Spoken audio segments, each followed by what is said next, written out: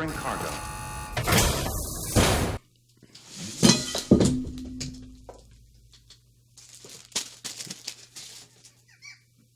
Oh! Hail brothers and sisters, my name is Captain Meatshield, and I got a very special delivery today, in case you hadn't noticed. I pre-ordered the Final Fantasy VII Remake Collector's Edition, First Class Edition, I think it's officially called, and I wanted to sit here and unbox it for you, and I want to show off what we've got in this, give you a rundown on my thoughts on what's included, and yeah, we'll just see what the quality's like on everything. It should be good fun.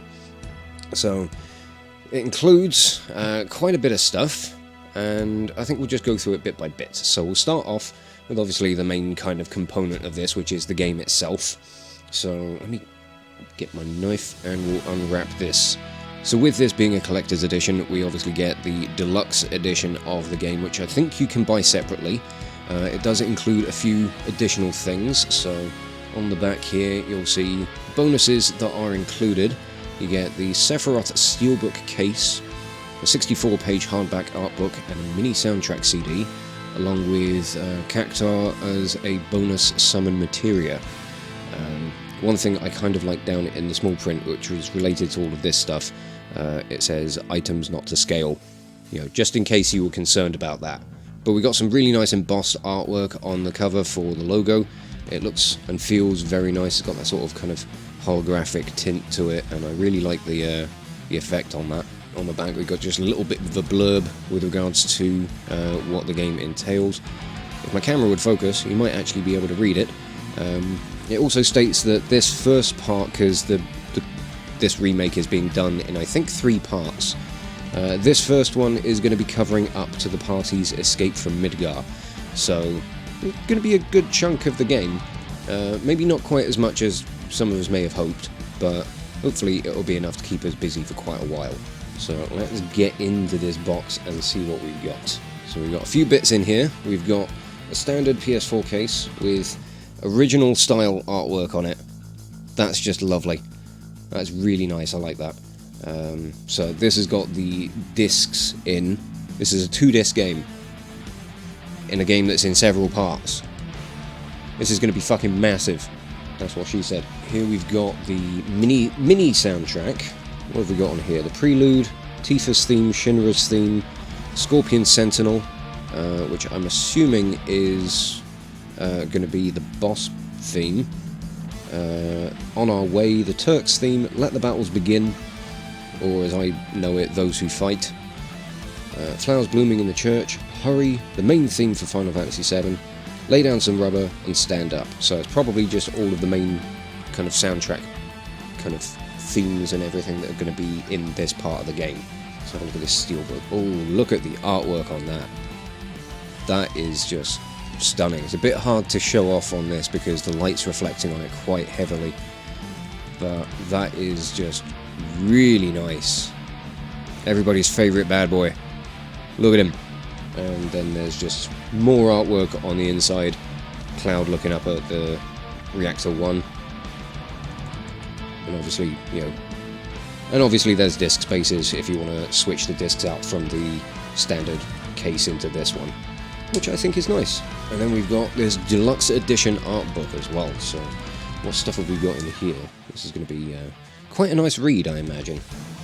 So we've got characters, summons, enemies, environments, gadgets and tech. Some nice kind of concept art for Cloud, from Aerith.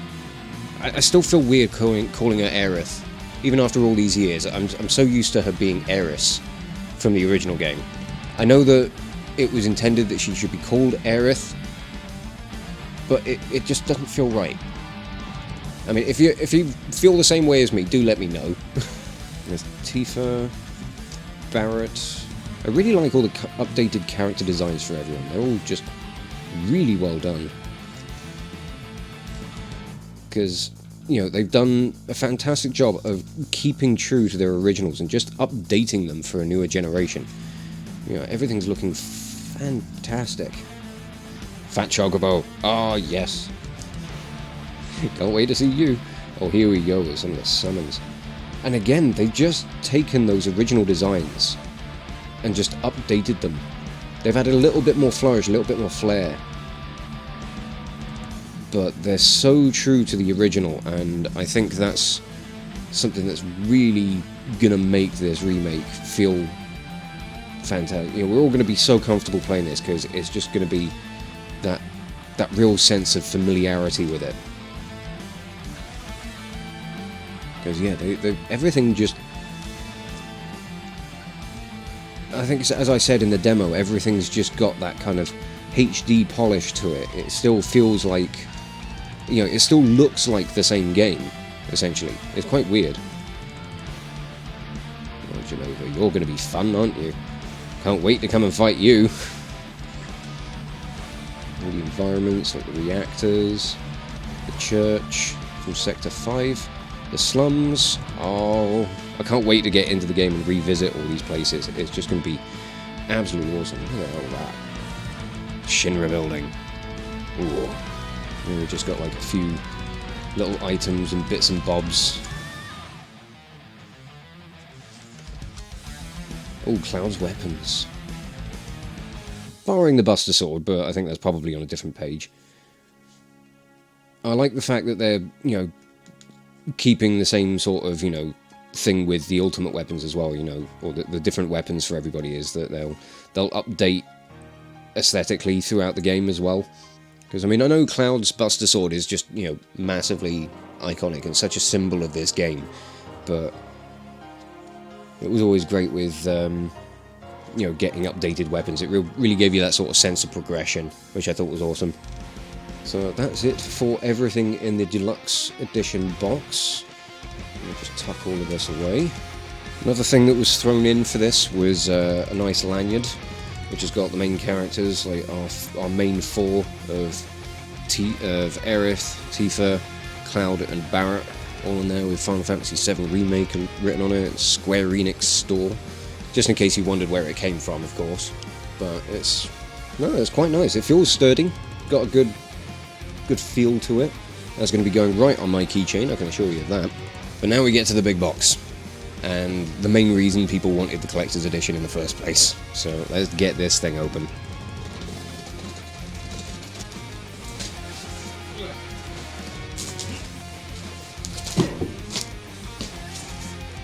So, it's a box within a box. Fuck off. So this is what we really want to see. And it's already open. I didn't open this. Okay. Right. Oh. This thing is fucking huge. Okay, let's get all the crunkly plastic out of this. So there we go. A huge pile of stuff coming out of that box, and it's Cloud and the Hardy Daytona. And I really like the quality of the model on this. This is by Play Arts. I've had figures from them before when Advent Children came out, and I gotta say the quality is just absolutely stunning. Like the detailing on the figure of Cloud is just absolutely fantastic. Looks absolutely awesome. All of the joints feel really sturdy because a lot of them have all got ratchet joints in them, so they kind of click into place, which means, you know, they're going to hold a lot better. The one thing we have noticed is that the wrist joint does look a bit janky, but otherwise, you know, everything feels nice and solid. You've got, you know, a good swivel, bit of an ab crunch on there as well, so you get him doing sit-ups if you want. Not that I think he needs it, he's a fucking strong boy as it is. But yeah, kind of one thing that's kind of a bit weird is like the straps on here don't quite line up properly, but that's, you know, it's neither here nor there really. But you know, swivels at the shoulder, you've got good kind of rise on the shoulder as well. You know, elbows, all ratchet joints, wrists, ratchet, and then ball joint for a swivel, which is quite nice. Got, you know, some good movement on the neck as well. It's all really nicely done. And there's some great detailing on the back as well. This little pin here, you can pull out So he's got a nice big hole in his back. And this is meant to be here in case you want to put the sword on his back. But I don't seem to be able to get that in. Oh no, it goes that way around. I was trying to do it the wrong way. There we go. So he can stand around with the Buster Sword strapped to his back. Depending on what you want to do with the posing, of course. Also got quite a nice display stand, which is very adjustable. It comes with a couple of different kind of claw grips to keep Cloud in place. I did find it a little bit tricky just trying to get this around him. But it's mostly because of that dummy thick ass he got. Damn, son! The stand, as I said, is quite adjustable. You can just take this out. You can kind of reorient it or readjust it into various different heights so you can get Cloud into some more dynamic poses. I don't quite know how sturdy I feel this is because it does wobble a little bit, and this is not held together by anything, so if it were to slip, he could quite easily just, you know, fall out his ass. Although it does seem to kind of catch on bits of his torso, so it might not be so bad. Again, with the posability you have, you've got, you know, some good joints in the toe, so you can get him into some, you know, good kind of action poses. You've got ratchet joints on most things. Is no kind of side-to-side swivel with the foot. It can rotate, but you can't do any kind of like angle, you know, side-to-side pivots or anything. But otherwise, I think it's a very nice figure, very well built, very expertly designed, and I think if you're one of those people that really likes to, you know, set up, you know, fun, you know, kind of action poses with your figures, you really couldn't go wrong with this one. I think it's very well done. Cloud also does come with a selection of hands, which is very handy. All the left hands have got like all of the kind of metal plating on, whereas the right ones are all just kind of that black leather, so in keeping with his kind of outfit style, it all looks just very nice. Again, adds to more options that you've got with the kind of posability and dynamics that you might want to do with setting up your figure. With the stand, there is like this other little clamp as well. It's much smaller than the other one, so I'm not entirely sure on where you'd kind of what you'd connect this to if you wanted to pose with it. This one does feel a little loose, but you can tighten. I hadn't noticed that you can tighten the bolt that's going through it. So that in fairness would secure that a lot better, and with the other one as well. So I do retract my comments about it feeling less secure than I would have hoped it would have been. As for this piece, I'm not entirely sure what it's for. I think it's some sort of just little plastic wrench that you can use for tightening the bolts on the display stands. That's my best guess, really. Also, to give an impression of scale on these figures, the Sephiroth figure that I have here is from the Play Arts line they brought out for Advent Children. And yeah, everything in this set is much bigger than I had expected.